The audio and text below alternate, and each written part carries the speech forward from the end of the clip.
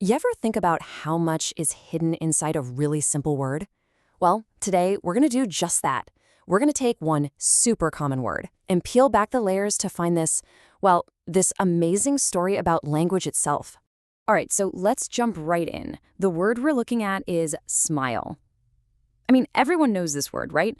We use it all the time. It feels about as basic as it gets. So you pull up a dictionary, and the first thing you see is pretty much exactly what you'd expect. Smile as a verb. It's that thing you do with your mouth to show you're happy. We all do it, totally second nature. And then, of course, it's a noun too. It's the thing itself, right? The actual smile on your face. Totally straightforward, no surprises there. Okay, so everything seems pretty normal, right? But what if I told you there's this little hidden detail on its dictionary page? Seriously, it's a tiny note most of us would just scroll right past, but it gives this super simple word a very special status. And here it is, this one little line tucked away in the entry. Smile is on the Basic English 850 list. The what? The Basic English 850 list? What on earth is that? And that right there, that is the big question for today. Because this isn't just some random fun fact. Nope, it's actually a clue that unlocks a whole different way of looking at language. It all comes down to this number, 850. So this comes from something called Basic English. It was the simplified version of the language that a linguist named C.K. Ogden came up with way back in the 1930s. And get this. His whole idea was that with just 850 core words, you could say pretty much anything you needed to for daily life. Just 850. So think about what that means. For a word to be on this list, it's not just that it's common. It's that someone, somewhere, officially decided it was essential.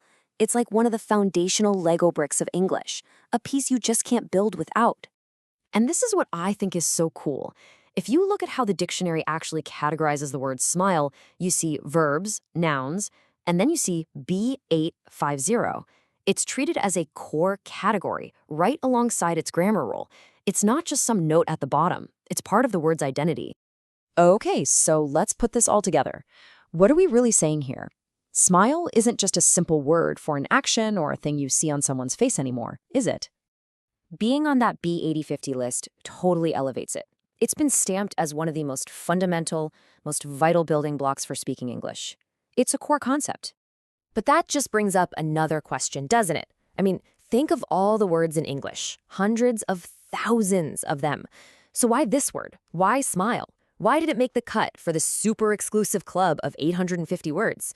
Why not, laugh or joy or even the word happy? Well, it probably comes down to this. Its power is that it's just so universal. It's an idea that crosses every culture. It perfectly captures a core human experience in just one little word. It's so fundamental to just being human that, it had to make the final cut. And that kind of leaves us with this really interesting thought to chew on. The fact that smile is considered so essential, it's a great reminder of just how powerful simple ideas can be. And it really makes you wonder, doesn't it? What could you say with only 850 words?